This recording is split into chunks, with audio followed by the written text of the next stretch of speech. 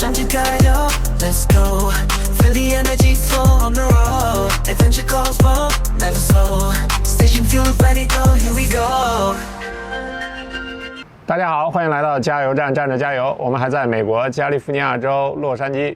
今天我们要去盖蒂博物馆，然后下午去海边转一转，准备出发。盖蒂中心是美国西部最著名的艺术博物馆，应该算整个美国仅次于纽约大都会的博物馆。这座博物馆最初由石油巨头詹·保罗·盖蒂创建，他将自己的房产和艺术藏品捐赠出来，以建立这个博物馆。现在它由一个基金会和政府共同管理。这里作为一个顶级富豪的住所，它自然位于一个极佳的位置，在洛杉矶市区北部不远的一座山上，紧邻高速公路。用咱们中国人的话说，就是依山傍水，坐北朝南，交通还好。我们现在到了这个盖蒂中心博物馆的停车场，它这边的门票是免费的，但是这个停车是要钱的，停车最高一天25块钱。停车场一出来完成安检后，游客需乘坐小火车上山抵达主建筑，途中景色不错，而且能俯瞰到洛杉矶市区。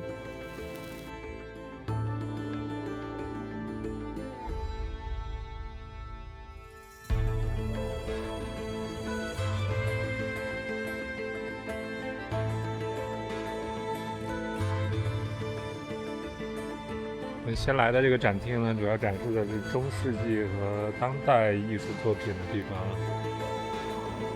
他们展出了很多这种玻璃彩绘，看上去很像是欧洲的那个古教堂的玻璃上面的，但应该不是他们拔下来的东西，它应该是废弃的教堂或者被毁掉的，他们把这些收集起来拿来展览。我看它这边展出了很多这种水晶制品，但是并没有想象中的那么光亮透亮。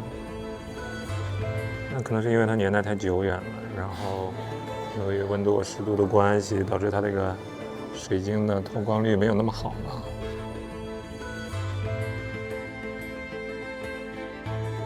看这个大概是15世纪左右出土的意大利的瓷罐啊，我们可以看到它表面坑坑洼洼的凸起，并没有那么光滑。但其实15世纪那个时候已经是我们的明朝了，但我们的瓷器表面可以做得非常的光滑。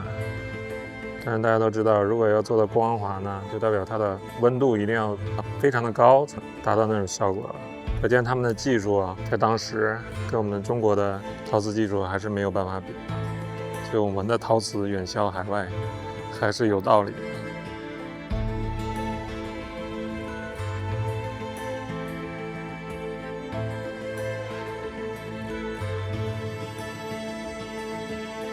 一层大部分都是这种小物件或者雕塑什么的，二层是绘画。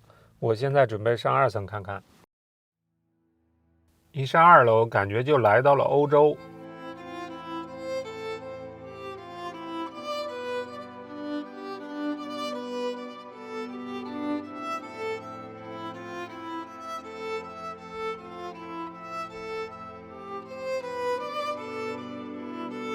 你刚刚在里面看到那个大笑的伦勃朗，是伦勃朗非常著名的一个自画像，但跟他旁边的那些画一比呢，显得这个画呢非常的小。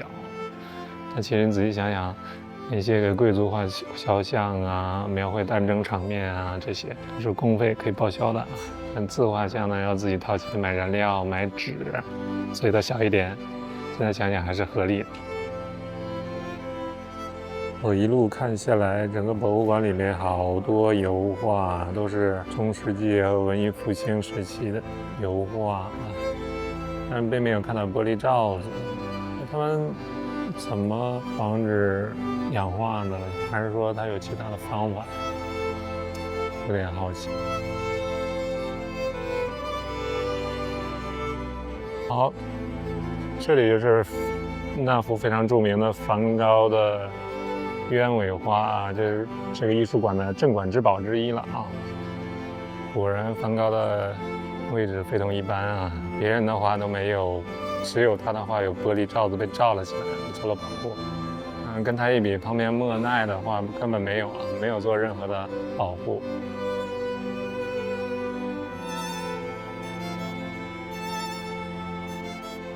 这个艺术馆真让人看得胆战心惊啊！那价值连城的、价值上亿的画作，就直接那样挂在墙上。我甚至有时候一不小心，感觉我的鼻子都可以碰到那幅画了。想起来前一阵的那个新闻，巴黎卢浮宫的蒙娜丽莎被泼了墨啊。但今天来这边一看，这边像梵高、莫奈的真迹，也就是那样直接挂在墙上，并没有什么过多的保护啊。那如果被泼了墨，那损失也还是挺大的。不过对于那些真正的艺术爱好者来说，来这边观赏，你可以在非常近的距离，几十厘米甚至几厘米的距离观看到整幅画的每一个细节啊，这种体验还是非常好的。除了艺术品之外，这个博物馆所在的位置也非常好，从露台可以看到洛杉矶的全景。那里就是 Santa Monica， 等一下我去 Santa Monica 看一下。这里是大家最著名的加州1号公路了，自驾圣地。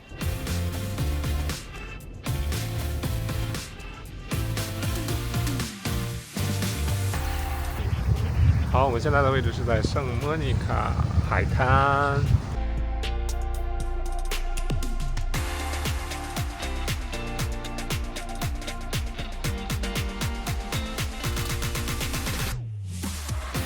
所以我们要一路走到这个圣莫妮卡码头的那个栈桥上面，因为那边是66号公路的终点。我们现在走过去看看。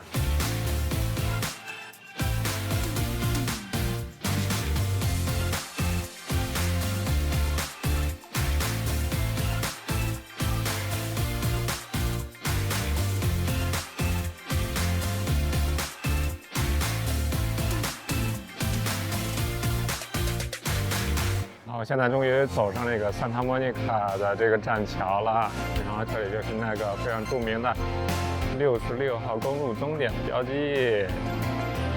终于走到喽！这上面超级热闹，超多人。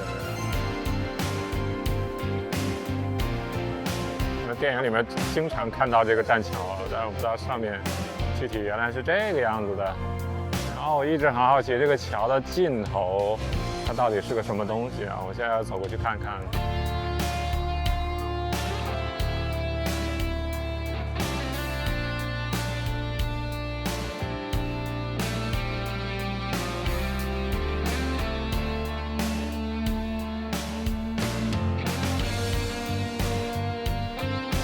现在走到这个桑塔莫妮卡栈桥的头了。原来最靠海的这个桥上的这个建筑，其实就是一家餐厅。面对着太平洋，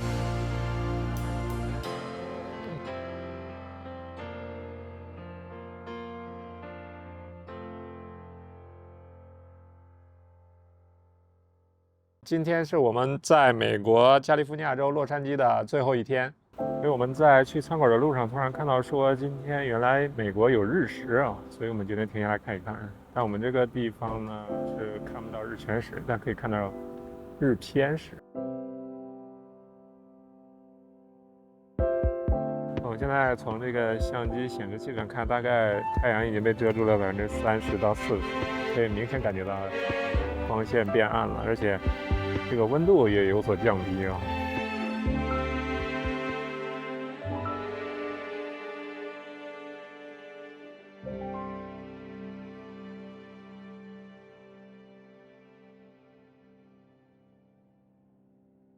我今天来的这家餐厅呢，叫 P.F. Chang's， 是一家美式中餐，而且很受欢迎。我们来看看它到底是什么味道的。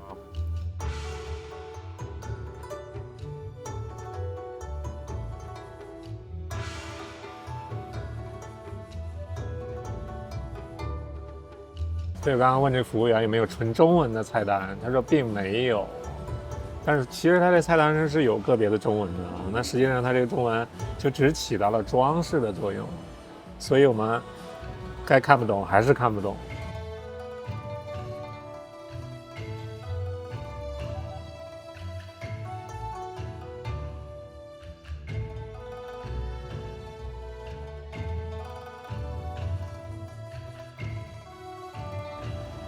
就这道菜呢是他送的一个小菜，好像是炸云吞皮之类的啊，这个不太吃得出来。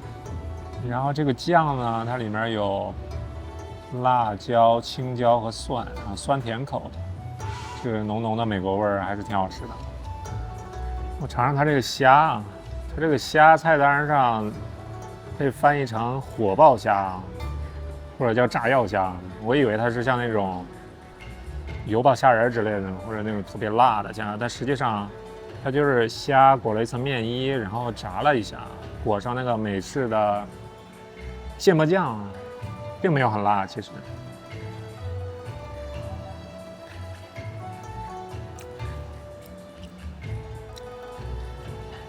我这一颗还是有点辣的啊，这个酱裹的有点多啊。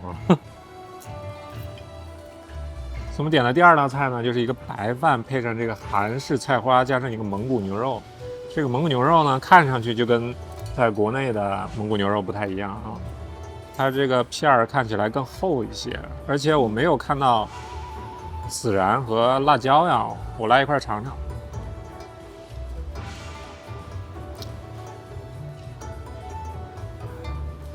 果然它不辣，甜口的，甜的酱，配上了蒜蓉，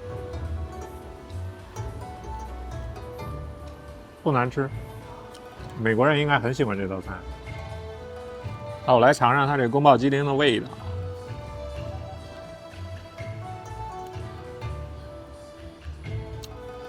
块儿都挺大的，但它这鸡肉外面裹了一层。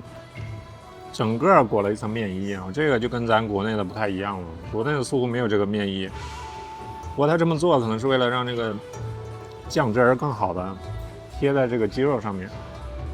你看这道菜，花生啊、葱啊、辣椒该有的都有了，但是就是味道不太一样。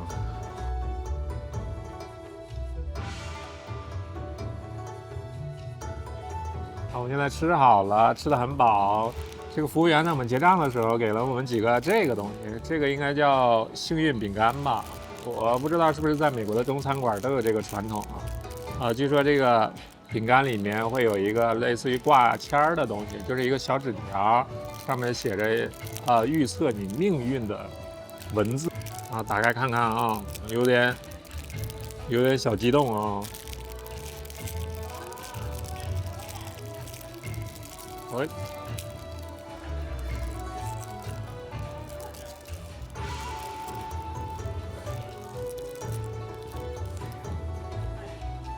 哦，这个有意思啊！这个如果我没翻译错的话，他写的是：你将会在接下来几年去好多个很厉害的地方旅行啊！啊，这个东西说的可能有点准啊！我就是这么想的啊，我们就是这么计划的。所以朋友们，关注我的频道，我会带你去更多的地方。看一看，其实我从刚刚就在想，它这个幸运饼干里面的这个挂签儿，难道只有好话吗？那只有好话的话也没什么意思啊。按理说挂签儿有好有坏，对不对？那有没有长期生活在美国的观众朋友可以告诉我一下呢？吃好了午餐，接下来我们会去一个地方，是我从小到大一直都想去的一个地方。不能说从小到大吧，大概从中学时期开始就一直想去的一个地方。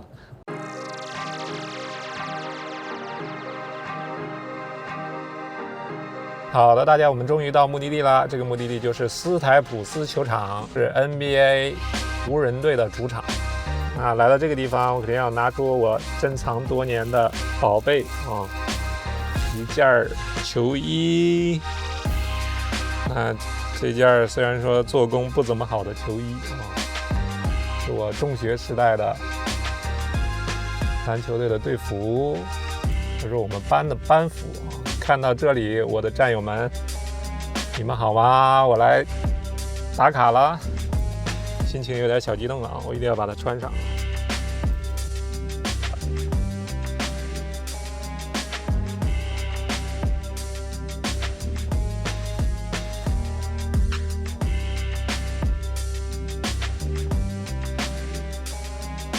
啊，确实是资本主义国家呀。我刚刚问了一下门口的保安，他说如果你没有买票的话，连纪念品店都不能进去参观。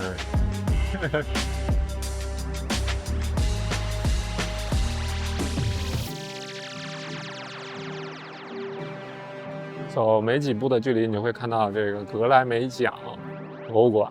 那喜欢音乐的朋友肯定会非常熟悉这个奖项啊。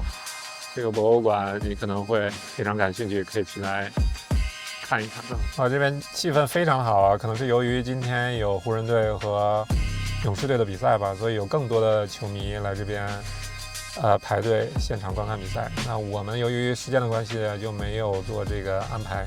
但是现场观看比赛的这个愿望，可能要等到我们下次来美国的时候才能实现了。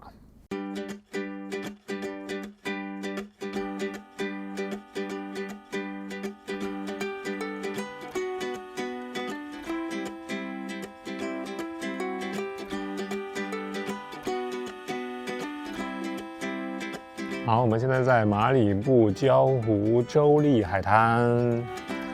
这个海滩非常的漂亮，很多的野生动物，很多的鸟类，各种各样的鸟。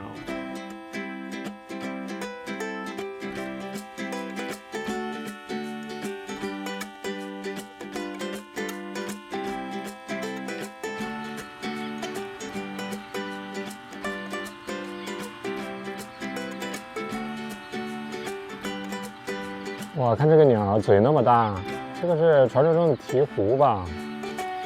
我记得在国内好像有渔夫养这种鸟，然后替它们捕鱼，应该就是它。我现在在这个马里布沙滩的这个算是一个三角洲地带，看我左边就是那个像一个湖一样的地方，这个实际上是一个河流的入海口。那我现在想到那个地理老师曾经说过啊，河流入海的地方，那从河里带来的养分啊就会比较多。当然这边呢，会吸引更多的野生动物过来，所以这边有很多鸟。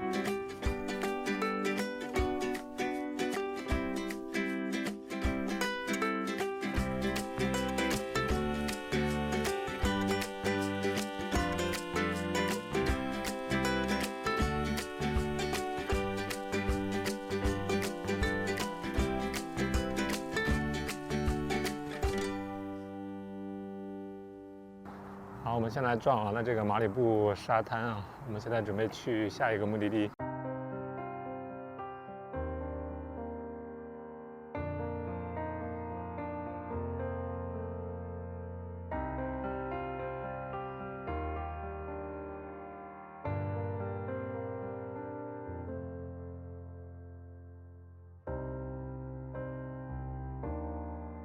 我们现在的位置是维森特角灯塔。这个灯塔呢，出现在很多电影当中，是加州很重要的一个灯塔了。那这个位置可以眺望东太平洋，当然还可以看到它对面的这个卡特里娜岛。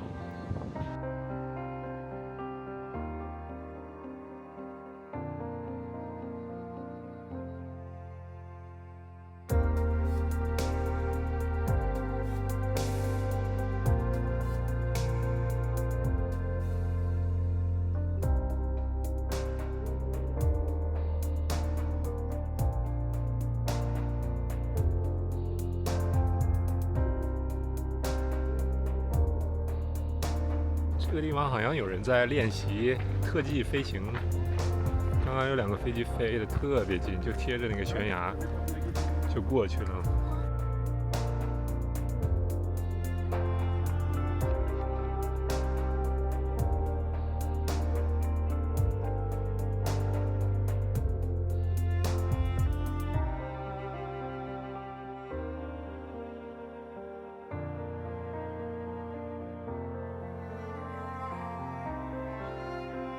这么好的地理位置，怎么会缺少法师呢？这里有观鲸的地方，这里有鲸鱼、海豚。我也尝试拍摄了一下，不过受限于设备，拍摄的不是很清晰。当然，其实能拍到就已经让我很震撼了。